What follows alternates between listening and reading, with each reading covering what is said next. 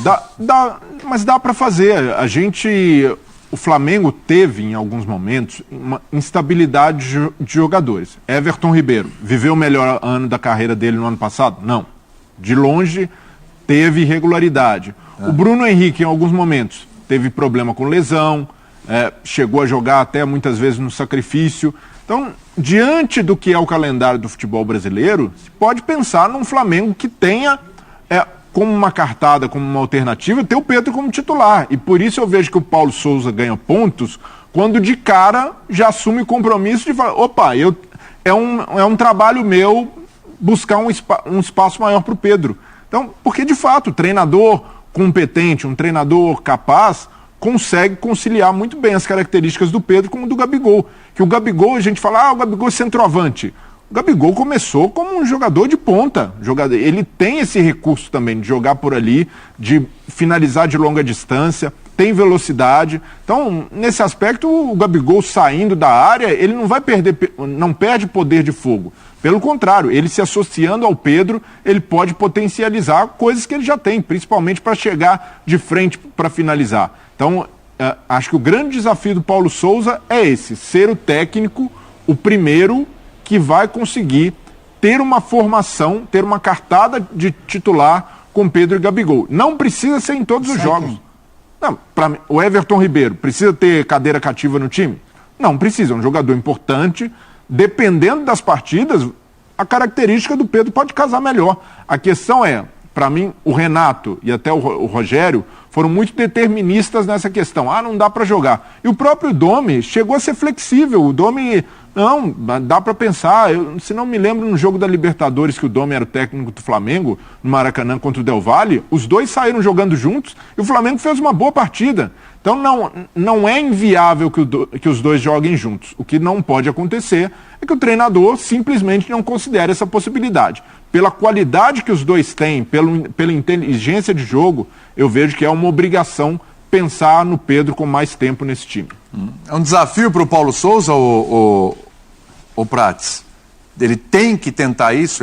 Ou do jeito que está, tudo bem?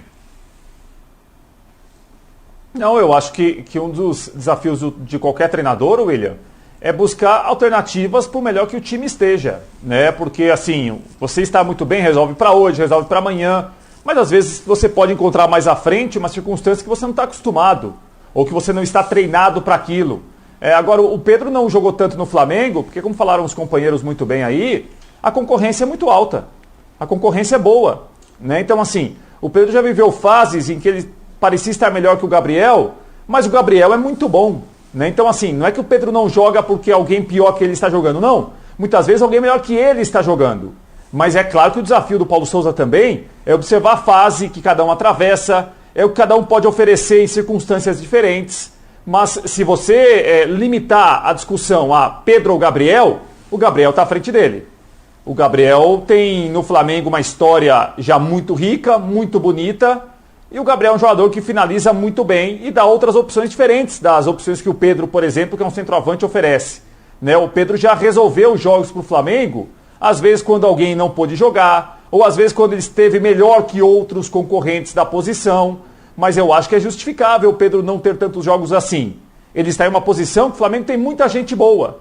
Muita gente que resolve muitas vezes jogos para o Flamengo. E aí, naturalmente, o Pedro no Flamengo enfrenta uma concorrência que ele talvez não enfrentaria em outros times, né? Como vocês citaram aí. Times que talvez não tenham um elenco tão farto, um elenco com jogadores da posição dele, que são tão bons como os jogadores que o Flamengo tem na posição. Então acho que é justificável, é compreensível. O Pedro estar 2 anos no Flamengo, mas não ter tantos jogos assim. Por quê? Quem joga é muito bom. E quando quem joga é muito bom, não dá muita brecha, para ele jogar é cada vez mais difícil. Porque precisa ver até quando vai...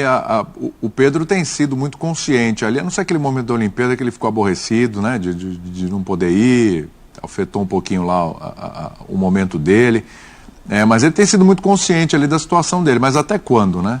De novo, o que você falou, o torcedor do Flamengo vai xingar a gente, lógico.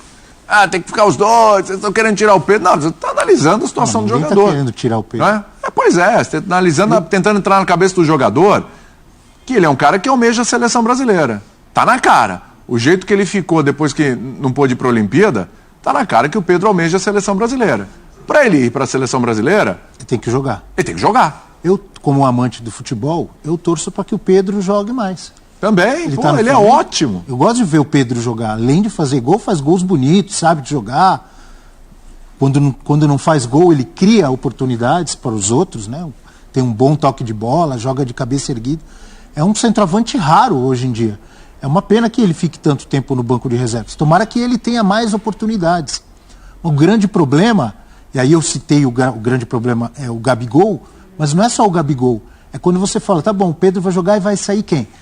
O Breler citou um nome que muitos torcedores do Flamengo citam, que realmente caiu um pouco o rendimento, não tem jogado tão bem como jogava antes, que é o Everton Ribeiro.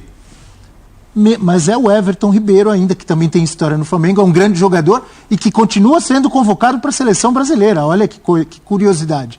Convocado para a seleção brasileira, o Everton Ribeiro. Está lá no grupo do Tite. Provavelmente vai à Copa do Mundo, não é certeza, mas tem grandes chances de ir, porque não é a primeira vez que é convocado. Então, então vamos esquecer o Everton Ribeiro, vamos esquecer o Gabigol. Arrascaeta? Alguma chance? Bruno Henrique? Nem pensar. É no lugar de um desses que ele vai entrar. Ou do Andréas Pereira e do William Arão. É que eu não vejo a coisa tão determinista de repente o Pedro virou titular, o Everton Ribeiro é reserva.